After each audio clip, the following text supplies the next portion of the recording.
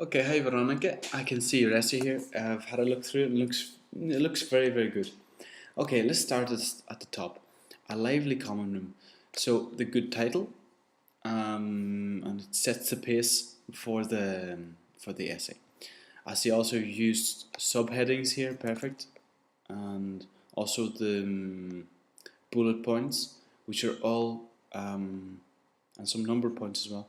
These are all parts of what a report could could contain. It doesn't have to contain these, but it's a good idea to get into the habit of using them. So, introduction. This report is intended to choose the best common for students and makes recommendations. This is very good. They're used in a third person. So the report makes recommendations about their use in the place where they study English. Perfect. A very good, concise description of what to expect in the report. Perfect. The information comes from students who use this place and the people who look after the place, like cleaners, maintenance staff, administrative staff, and the parents' opinion. Now, it's very up to this point because the information comes from, and it tells you all the people it comes from, and you could have put maybe the parents in the end, and the parents, and that's it, and it would be perfect. But the parents' opinion, you wouldn't say the information comes from the parents' opinion. That would be a little mistake. It's not a big one, so you wouldn't lose any marks for it. But it just does. It's a pity the whole paragraph itself isn't perfect. But apart from that, it's very, very good. You could say it and takes into account the parents' opinion, or take out opinion. Necessity for the common room. In here, you wouldn't put necessity actually. It would be the need for. The need for the common room, or the need for a common room. Several people said that this was a good idea, saying a common room were useful. No, would be, the use of conditional, would be useful for. Now this is one word that has caused confusion. It's repeated 3 times in the essay, and it's not the right one. Okay. I think the words you're looking for is it assists.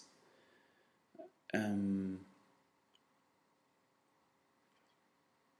wouldn't be to be assisting. You wrote here to be. No, it would be just without. It would be useful for assisting the communication between the students and practicing and no, take this out. Assisting the communication between the students practicing English. To be knowing. No. Oh yeah, know is whenever you know somebody. It's not the process of that. The process of that, to get to know. Okay, to get to know students, not the students. To get to know students from other different classes, or other classes, not other different classes. So choose one of these adjectives, and plural. To do activities in group, or to play together. If you start with the infinitive, you must continue with the infinitive.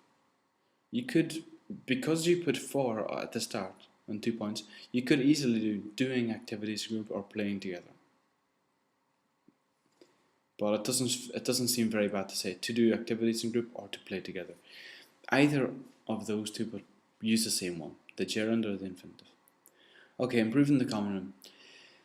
The people who were asked suggested the following reasons. Most of the students didn't know what to do in their free time when they weren't in class, so the common room would be a place to flatter the relation between students. Now here's this word again. Now it's just unfortunate because this word is a key word in the sentence, and an English person wouldn't know what you mean with it.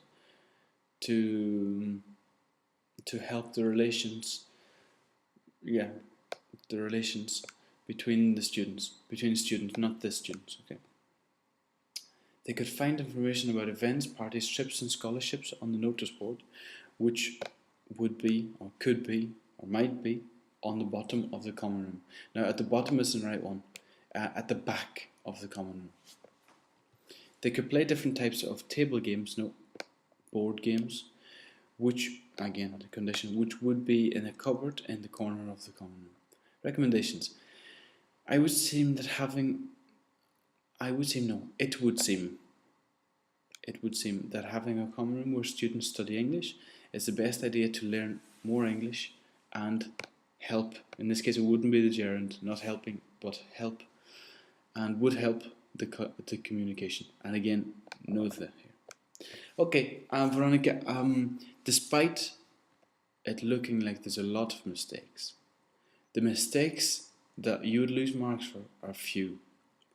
You'd lose your marks for the conditional. You used the past simple when you should be using the conditional on a few occasions, which would indicate to the examiner that it wasn't just a once-off. It would be that you didn't have problems with this.